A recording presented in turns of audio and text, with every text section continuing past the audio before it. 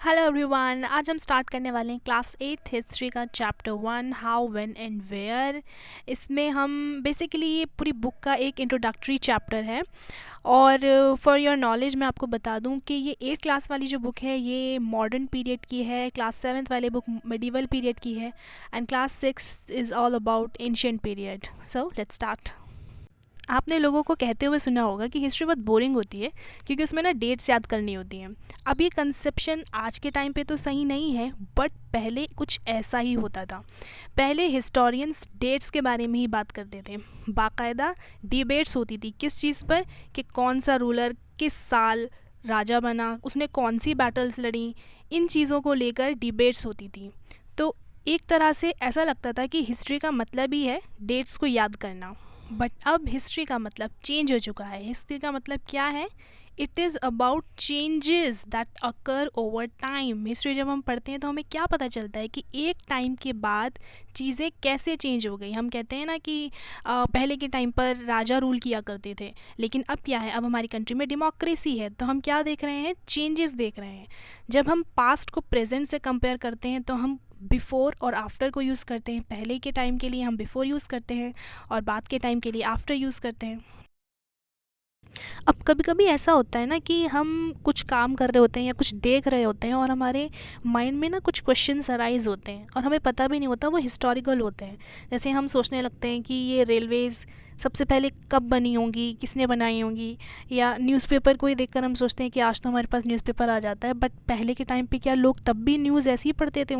ये सभी क्वेश्चंस हमें पहले के टाइम की याद दिला देते हैं। But time does not have to be always precise dated in terms of a particular year और अ मंथ। अब जब हम पहले के टाइम की बात करते हैं तो ज़रूरी नहीं है कि वो कोई पर्टिकुलर चीज़ हो, कोई एग्जैक्ट डेट या कोई एग्जैक्ट ईयर या मंथ में हुई होगी। नहीं, जो प्रोसेस होते हैं वो एक पीरियड ऑफ टाइम के बाद होते हैं। जैसे अगर लोगों ने चाय पीनी स्टार्ट की तो कोई पर्टिकुलर ईयर थोड़ी होगा या पर्टिकुलर डेट थोड़ी होगी जिस जब उन्होंने स्टार्ट किया होगा। वो चेंजेस बाय द टाइम आते हैं। अब अगर हम नेशनल मूवमेंट की ही बात करते हैं तो हमें पता है कि हम इसको एक पर्टिकुलर डेट से नहीं जोड़ सकते। क्यों? क्योंकि हमें पता है कि पास्ट में लोगों ने एक लॉन्ग स्ट्रगल किया अपनी कंट्री को इंडिपेंडेंट करने के लिए, तो इसको हम किसी डेट से नहीं जोड़ सकते। It can not happen in a day. So इसीलिए जब हम बात करते हैं तो हम क्या कहते हैं, नेशनल मूवमेंट वाला पीरियड। हम इसको एक डेट से नहीं जोड़ते। लेकिन फिर भी हिस्ट्री में डेट्स क्यों हैं? फिर अगर हम पीरियड को डेट से नहीं जोड़ सकते तो फिर डेट्स की क्या इंपॉर्टेंस है? तो एक्चुअली पहले के टाइम पर क्या होता था कि हिस्ट्री में सिर्फ यही पढ़ा जाता था कि बैटल कब हुई, बड़े बड़े इवेंट कब हुए। It was limited to the dates. Rulers के बारे में, उनकी पॉलिसीज़ के बारे में यही सब पढ़ा जाता था कि उन्होंने कब शादी करी, कब लड़ाई लड़ी। तो इसलिए डेट्स उनके लिए इम्पॉर्टेंट थी। बट अब हिस्ट्री इवॉल्व हो चुकी है और अब हिस्टोरियंस के पास नए नए क्वेश्चंस हैं डिस्कस करने के लिए, नए इश्यूज़ हैं लिखने के लिए। जैसे अब वो सिर्फ इसी के बारे में बात नहीं करते कि किस रूलर ने किस साल कब लड़ी। अब वो ये भी लिखते हैं कि पहले के लोग किस तरह से जीते थे, क्या प्रोड्यूस करते थे, क्या खाते थे, कैसे सिटीज़ उनकी डेवलप हुई, कैसे मार्केट्स बनी, कैसे किंगडम बने, नए नए आइडियाज़ कैसे स्प्रेड हो गए, नए कल्चर कैसे इमर्ज हुए, और एंड मोस्ट इम्पॉर्टेंट सोसाइटी में किस तरह से चेंज आया। अब हमने ये तो पढ़ लिया कि डेट्स हमारे लिए कितनी इंपॉर्टेंट हैं। अब हम पढ़ेंगे कि कौन सी डेट्स हमारे लिए इम्पॉर्टेंट हैं, किस बेसिस पर हम कहते हैं कि ये वाली डेट इम्पॉर्टेंट है। अब डेट्स खुद इम्पॉर्टेंट नहीं होती, बल्कि उस डेट में कुछ ऐसा हुआ होता है, कोई इवेंट ऐसा होता है जिसकी वजह से वो डेट इम्पॉर्टेंट हो जाती है। जैसे फॉर एग्ज़ाम्पल अगर मैं कहूँ 15 अगस्त 1947, ये डेट बहुत इम्पॉर्टेंट है। बट क्या ये डेट इम्पॉर्टेंट है या उस डेट को जो इवेंट हुआ था, यानी हमारी कंट्री को इंडिपेंडेंस मिली थी, ये इम्पॉर्टेंट? तो डेट्स इंपॉर्टेंट बनती हैं इवेंट्स की वजह से। और अगर हमारी स्टडी का फोकस चेंज होता है, यानी अगर मैं इंडिया की बात कर रही हूँ तो इंडिया के लिए ये वाली डेट इंपॉर्टेंट है, बट अगर मैं अमेरिका की बात करूँ तो अमेरिका के लिए कोई और डेट इंपॉर्टेंट होगी, उनके लिए कोई और सी डेट्स इंपॉर्टेंट हो जाएंगी। जैसे हम एक एग्जांपल लेते हैं कि जब इंडिया की हिस्ट्री ब्रिटिशर्स ने लिखी तो उन्होंने अपनी हिस्ट्रीज़ में गवर्नर जनरल के बारे में लिखा। क्यों? क्योंकि गवर्नर जनरल उनकी लैंड से बिलोंग करते थे, तो उन्होंने सब कुछ उनके बारे में लिखा। जितने वॉइस रॉय, जितने गवर्नर्स आए थे शुरू से लेके आखिर तक, उन्होंने अपनी बुक में वही डेट्स मेंशन करी हैं जो इन गवर्नर जनरल से रिलेटेड थी, जैसे उन्होंने कौन से ईयर में पॉलिसीज़ बनाई या कौन सी बैटल्स लड़ी किस साल में। ऐसा लगता है पढ़ के जैसे कि उनकी लाइफ के अलावा और कुछ इम्पॉर्टेंट ही नहीं है जानने को। उन्होंने ऐसा क्यों किया? क्योंकि वो अपने लोगों को, लाइक ब्रिटिशर्स को, अच्छा दिखाना चाहते थे, उनके काम पर फोकस करना चाहते थे। लेकिन यही वाला पीरियड अगर कोई इंडिया का हिस्टोरियन लिखेगा तो फॉर्मेट पूरा चेंज हो जाएगा। वो सिर्फ गवर्नर जनरल्स की लाइफ पर फोकस नहीं करेगा, कि उनकी डेट्स पर फोकस नहीं करेगा, बल्कि जो इंडियन सोसाइटी में जो क्लासेस और जो ग्रुप्स में अगर कोई इवेंट ऐसा हुआ जो बहुत इंपॉर्टेंट है तो वो डेट्स भी वो मेंशन करेगा। अब जब हम हिस्ट्री लिखते हैं तो हम उसको ना चैप्टर्स में डिवाइड कर देते हैं। ऐसा क्यों करते हैं? कोहेरेंस के लिए। कोहेरेंस का मतलब होता है कि चीज़ों को सिस्टमैटिक वे में बताना, लॉजिकली बताना, विच मेक्स सम सेंस। अगर मैं कोई स्टोरी सुनाऊँ और स्टोरी का लास्ट वाला पार्ट पहले ही बता दूँ या बीच का आगे पीछे कर दूँ तो क्या उस स्टोरी का कोई सेंस बनेगा या किसी को समझ में आएगी? नहीं। इसलिए हम इसको चैप्टर्स में डिवाइड करते हैं स्टेप बाय स्टेप, और हम सिर्फ उन्हीं इवेंट्स पर फोकस करते हैं जो उस स्टोरी से रिलेटेड हो, उस स्टोरी को एक shape they. In the same way अगर हम पढ़ रहे हैं ब्रिटिश गवर्नर जनरल्स के बारे में तो हम सिर्फ उन्हीं की लाइफ के बारे में बात करेंगे। हम इंडियंस के बारे में बात नहीं कर सकते, वो चीज़ वहाँ पे फिट नहीं होगी, क्योंकि हमारा टॉपिक क्या है? British governor generals. लेकिन अगर हम इंडियंस की बात करेंगे तो हमारी डेट्स चेंज हो जाएंगी, हमारा टॉपिक अलग हो जाएगा, फिर उसके लिए हमें दूसरी डेट्स की ज़रूरत पड़ेंगी जो इंडियंस के लिए इम्पॉर्टेंट है। अब हम हिस्ट्री को ना अलग अलग पीरियड्स में भी डिवाइड करते हैं। क्यों करते हैं और कैसे करते हैं, किस बेसिस पर करते हैं? तो सबसे पहली चीज़, हर टाइम की अपनी कुछ कैरेक्टरिस्टिक होती है, कुछ फीचर्स होते हैं, और कुछ टाइम के बाद अगर वो चीज़ चेंज होती है तो उसको हम अलग पीरियडाइज करते हैं, और जो पहले जो चेंजेस नहीं थे उस वाले टाइम को हम अलग पीरियड कर देते हैं। तो इससे क्या होता है, हमें पीरियड में डिफरेंस नज़र आता है। तो पीरियडाइजेशन से क्या होता है कि हम पीरियड्स के फीचर को समझ पाते हैं, लेकिन ये हम पर डिपेंड करता है कि हम किस पीरियड में कौन सा चेंज देख रहे हैं या कौन सा चेंज हमारे लिए इम्पॉर्टेंट है। जैसे 1817 में जेम्स मिल ने एक बुक लिखी, a history of British India, और उसमें इन्होंने इंडियन हिस्ट्री को 3 पार्ट्स में डिवाइड किया, हिंदू, मुस्लिम एंड ब्रिटिश। अब इससे हमें पता चलता है कि इंडियन हिस्ट्री को लेकर इनका वे ऑफ लुकिंग क्या था। इनका मानना था कि एशिया की सारी सोसाइटीज़ यूरोप के मुकाबले में सबसे नीचे आती हैं, और वो अपनी हिस्ट्री में लिखते हैं कि ब्रिटिश के आने से पहले इंडिया में हिंदू और मुस्लिम्स रूल करते थे, और उनका रूल कैसा था? डेस्पॉट रूल, यानी उनके हाथ में सारी पावर होती थी और वो उसको अनफेयरली उसको यूज़ करते थे। लोग अलग अलग कास्ट में डिवाइडेड थे और बहुत सारी अंधविश्वास बातों को मानते थे, और रिलीजियस की वजह से भी आपस में लड़ते थे। तो इन सब चीज़ों की वजह से एक तरह की बैकवर्ड सोसाइटी थी इंडिया की। तो ब्रिटिशर्स ही सिर्फ ऐसे लोग थे जो इनको सिविलाइज कर सकते थे, इनको अच्छा बना सकते थे, ऐसा जेम्स मिल कहते हैं। मिल सजेस्ट करते हैं कि यूरोपियन कल्चर सिखाने के लिए हमें इंडिया की सारी टेरिटरीज़ पर कब्ज़ा कर लेना चाहिए, और ये इंडिया के लोगों के लिए अच्छा होगा, क्योंकि बिना ब्रिटिश की मदद के इंडिया प्रोग्रेस कर ही नहीं सकता। तो इनके हिसाब से ब्रिटिश रूल का मतलब था प्रोग्रेस और सिविलाइजेशन। ब्रिटिश रूल से पहले कुछ भी नहीं था। लेकिन क्या हम इस कंसेप्शन को मान सकते हैं? नहीं। आगे हम पढ़ेंगे कि ब्रिटिशर्स की पॉलिसीज़ जो इंडिया में आई वो कितनी क्रूएल थी, और उसने हमारी इकोनॉमी को कैसे डिस्ट्रॉय कर दिया। इसके अलावा क्या हम किसी भी पीरियड को एज हिंदू और मुस्लिम पीरियडाइज कर सकते हैं, जबकि हमें पता है कि उस टाइम पर सिर्फ हिंदू और मुस्लिम ही रिलीजन नहीं थे, और भी फेथ्स थे जो एग्जिस्ट करते थे। और अगर हम हिंदू और मुस्लिम रूलर्स यानी रूलर के रिलीजन के बेसिस पर कैरेक्टराइज कर रहे हैं, तो इसका मतलब तो ये हुआ कि जो बाकी और लोग थे उनकी लाइफ मैटर ही नहीं करती। और जबकि हमें पता है कि एंशिएंट इंडिया में सभी रूलर्स अलग अलग फेथ फॉलो करते थे, सबका सेम फेथ नहीं था। अब ये तो बात हुई ब्रिटिश क्लासिफिकेशन की। अब बात करते हैं हम उस क्लासिफिकेशन की जिसमें इंडियन हिस्ट्री को एंशिएंट, मिडिवल और मॉडर्न पीरियड में डिवाइड किया गया है। अब इस डिवीज़न की भी अपनी कुछ प्रॉब्लम्स हैं। सबसे पहली चीज़, ये वाला जो कंसेप्ट है ये हमने वेस्ट से लिया है।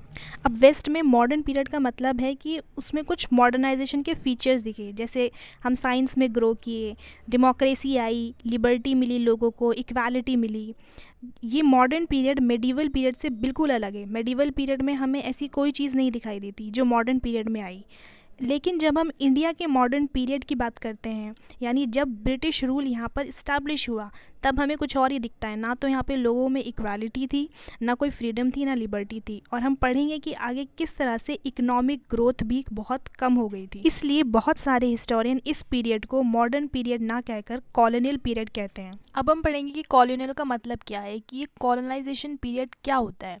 जब एक कंट्री किसी दूसरी कंट्री को सब्जुगेट कर लेती है, यानी उस पर कब्ज़ा जमा लेती है, उसको डोमिनेट करती है, politically, economically, socially and culturally. Politically कैसे करेगी, वहाँ के जो लोकल नवाब्स और राजा हैं उनको वो डोमिनेट करेगी, उन पे अपना कब्ज़ा जमा लेगी, उनकी पावर छीन लेगी। इकोनॉमिकली कैसे करेगी, जो रेवेन्यू आ रहे हैं, जो टैक्सेस मिल रहे हैं, वो अपने अंडर ले लेगी, अपना उन पर कंट्रोल कर लेगी। किसानों से वही क्रॉप्स उगवाएगी जिनसे उन्हें फ़ायदा होगा, उन्हें बेचकर उन्हें ज़्यादा से ज़्यादा प्रॉफिट होगा। तो यानी हर चीज़ उनके कंट्रोल में है। सोशली और कल्चरली क्या होगा कि अपनी वैल्यूज़ उनको सिखाएगी, उनका जो कल्चर है उसको ख़त्म करने की कोशिश करेगी, अपना कल्चर उन पर इम्पोज करने की कोशिश करेगी। So this process it is called colonisation. और ये चेंजेस अच्छे नहीं होंगे जिस कंट्री पर कब्ज़ा किया जा रहा है उसके लिए। जैसे फॉर एग्जांपल ब्रिटिशर्स के लिए तो ये सब चीज़ें अच्छी होंगी क्योंकि वो कंट्रोल कर रहे हैं, बट इंडियंस के लिए ये चेंजेस बहुत ज़्यादा उन्हें डिस्ट्रॉय कर देंगे। कॉलोनाइजेशन की वजह से जो चेंजेस आते हैं वो सब क्लासेस के लिए सेम नहीं होती। जैसे फॉर एग्जांपल अगर ब्रिटिशर्स टैक्स बढ़ाते हैं, जैसे कोई पॉलिसी लेके आते हैं जिसमें उन्होंने टैक्सेस बढ़ा दिए। अब एक क्लास है किसानों की और एक क्लास है ज़मींदार की। ज़मींदार का काम होता है किसानों से टैक्स कलेक्ट करके ब्रिटिशर्स को देना। तो अगर ब्रिटिशर्स टैक्स बढ़ाएंगे तो किसानों पर ज़्यादा असर पड़ेगा इस चेंज का, ना कि ज़मींदार्स पर। तो हम कह सकते हैं कि कॉलोनाइजेशन की वजह से सभी लोगों पर इक्वल इफेक्ट नहीं पड़ेगा, सब पर अलग अलग पड़ेगा। इसलिए सभी लोगों के लिए पास्ट सेम नहीं होगा। ज़मींदार की अलग हिस्ट्री होगी, किसानों की अलग हिस्ट्री होगी। इसीलिए इस बुक का नाम अवर पास्ट है, प्लूरल में है, सिंगुलर में नहीं है। Next topic is how do we know. अब हमें पता कैसे चलता है, हिस्टोरियंस कैसे लिख लेते हैं इतनी पुरानी बातें। ये ब्रिटिश के बारे में, ब्रिटिश वाला जो पीरियड था ये 250 साल पुरानी बातें हैं।